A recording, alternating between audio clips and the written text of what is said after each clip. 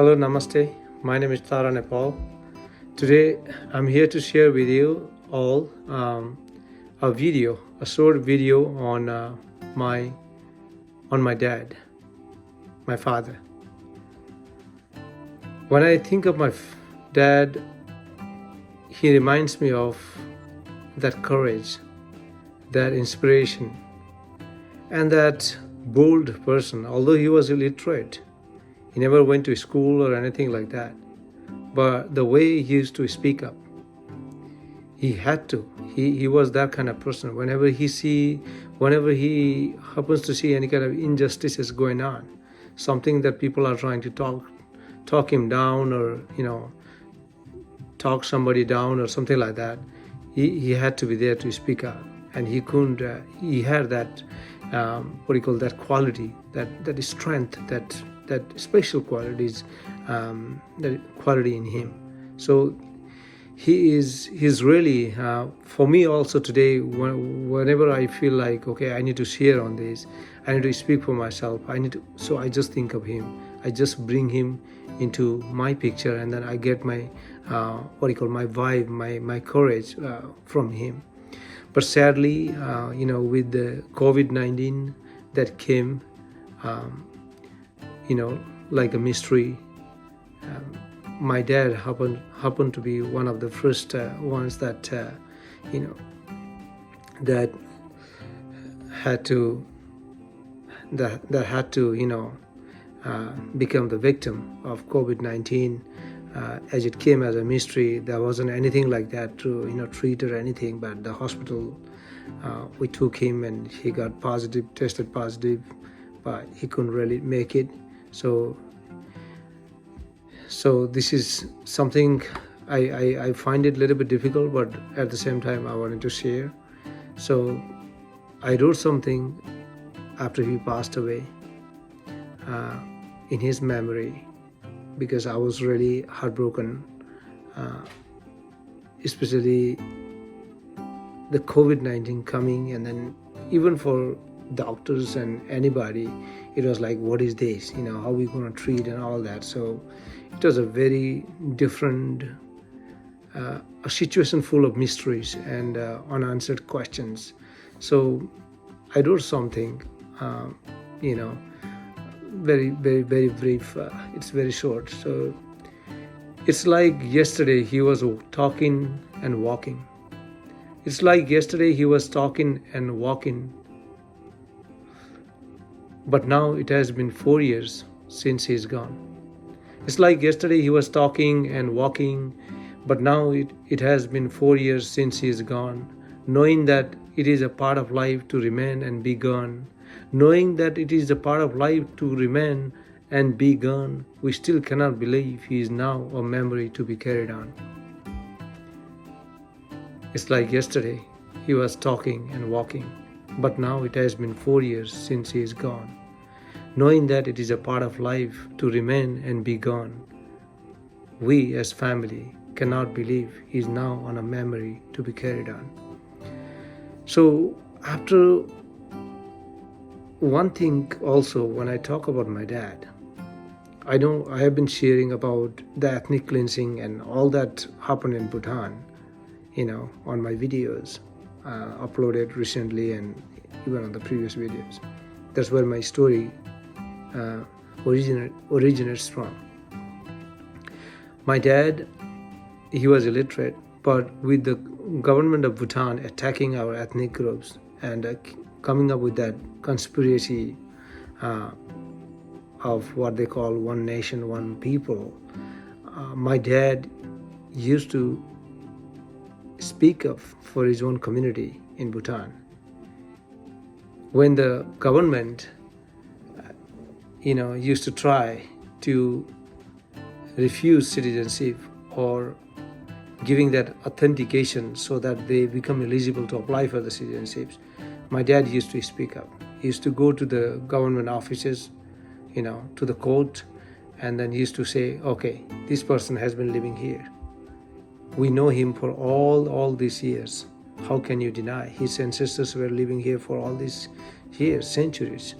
And how can you today say that this person is not eligible. So that was the only thing that my dad, if ever he had to become the target for the Bhutanese government, that's all he did. He spoke up. But then what happened? It came very pricey. It came very pricey later in his life. The government targeted him. The government, the king, let me say, started sending armies and all that to our village to arrest my dad, and including few other folks who were also vocal like my dad. And one night they even arrested him, took him to the prison, and then they gave him an ultimatum. They gave him an option with an ultimatum, whether he would leave Bhutan with his family, or else he would be taken into life imprisonment. And my dad that time also was doing business, like contracting oranges from the villages and selling it. So he had already invested the money into that. So he had to request the government at least to let him finish that collection of oranges and selling it to the person he borrowed money from, and he was at least given that opportunity to finish that. But then he was told that if you stay here, we'll take you into life imprisonment. And they forced him. For my dad, later while we grew up in the camp, he explained to us that he was taken into prison, and he was told that, okay, if you want, you can leave with your family, but you voluntarily has to leave in a way that you are willingly leaving the country, and you are giving all your land and belongings to the government. So they forcefully make him sign the paper. And my dad later used to explain that, I knew the enemy that was very obvious to me. I knew the threat that was very obvious to me. So I decided to choose the threat unknown versus the threat that was very obvious. The obvious threat was that they would take him into life imprisonment, and we may not even see him, and they may even kill him in the prison, for no reason, as they did with many people. And that was still very vivid in the mind and in the heart of my dad. So he knew that they were not really kidding, they were serious. And so that's why he decided to choose that, the unknown path, like leaving Bhutan for Nepal, into the river bank in Nepal. That time there weren't even refugee camps, so we had to spend nights and days and months on the bank of river in the eastern part of Nepal before we finally got recognized by the UNHCR and all other. So when I see all this, that my dad was able to use his brain, and although he was illiterate, never been to school, but how vocal he was, how he used to get his strength, and he used to fight and speak up for injustices, not just in Bhutan, even in camp. Whenever he used to see any kind of corruptions or any kind of mistreatments, that whether it is to do with rations that used to be distributed to the refugees, to us and many other refugees every 14 days, bi-weekly, that they used to distribute. But if there is a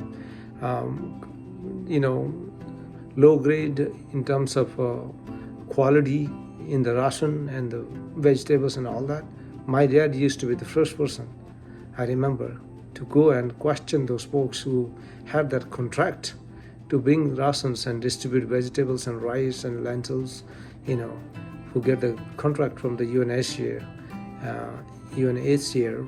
They were the Nepalese government folks, private folks, but and then sometimes used to see the type of rice, that they used to bring and other things, and we knew for sure that wasn't, at least we deserved better than that, and I'm sure it was paid for a little better quality than that, than what we used to be delivered sometimes. And this is kind of sad, but was the reality. And my dad used to go there. Why is this? You guys think we are like animals or something? Don't you have heart? Can't you treat us, with humanity and dignity? We are not getting this for free. Somebody paid for this ration to be delivered to us. So why are you doing all this kind of degrading the quality and bringing low quality items and not paying attention to our health and all that? So my dad used to be a speaker in a way.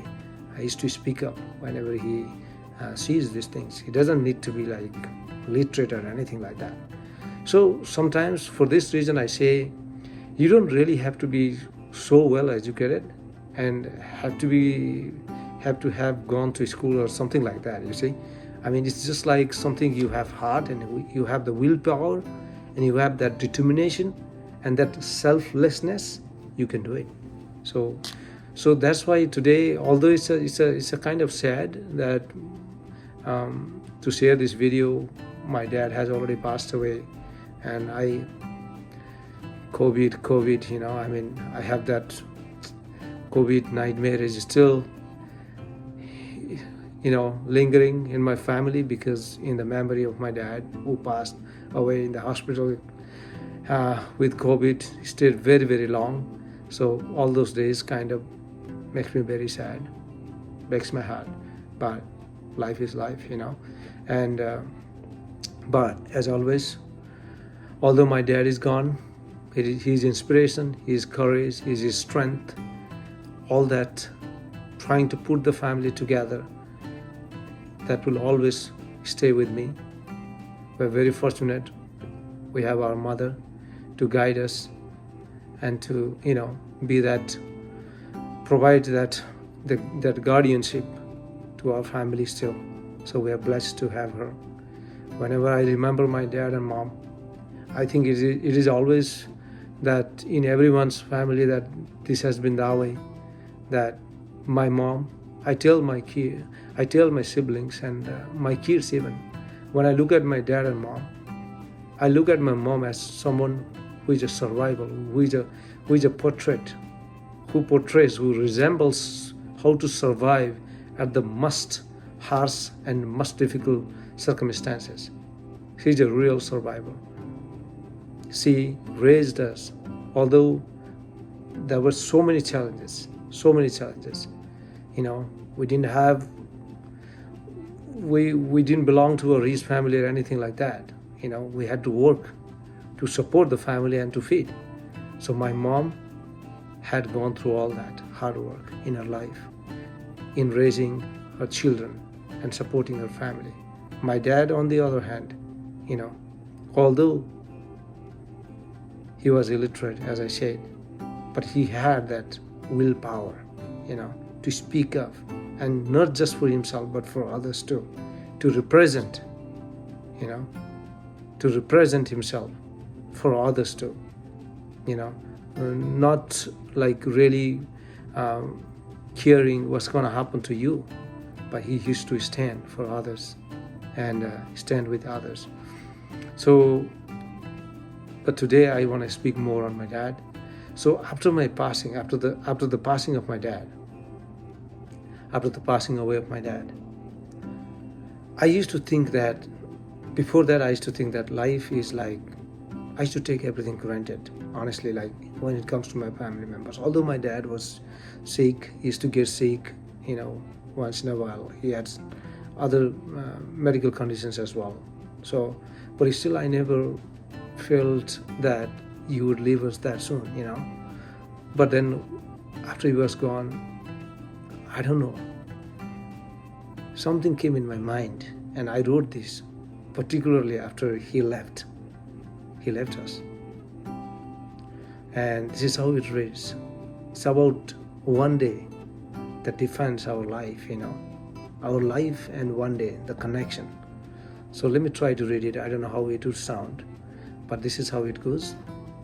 It was a one day I was born. It was a one day I was born. It will also be a one day when I'm gone. It was a one day I was born. it will also be a one day when I'm gone. It is about many days in between that I live. It is about many days in between that I live, and it is not about a single day I can take with or add it. It is about many days in between that I live, and it is not about a single day I can take with or add it. So it is about only those days which I would leave behind, the good days and the good done during my stay here indeed, and the journey done alongside that I have been a part of it. Let me read it again. It was a one day I was born. It will also be a one day when I am gone. It is about many days in between that I live, and it is not about a single day I can take with or add it. So it is all about only those days which I would leave behind, the good days and the good done during my stay here indeed, and the journey done alongside that I have been a part of it. So I wrote this especially after my dad was gone and the COVID took my dad away from us. So I just wanted to share this, and I think I also briefly touched on what he makes me remember of, and how he was and all that. So my true inspiration, my true energy, that vibe, and to have that get my willpower, even at a very difficult situation, to be able to feel that you can do it. That's my dad. So thank you so much for listening to my video on my dad. Thank you really so much. Thanks.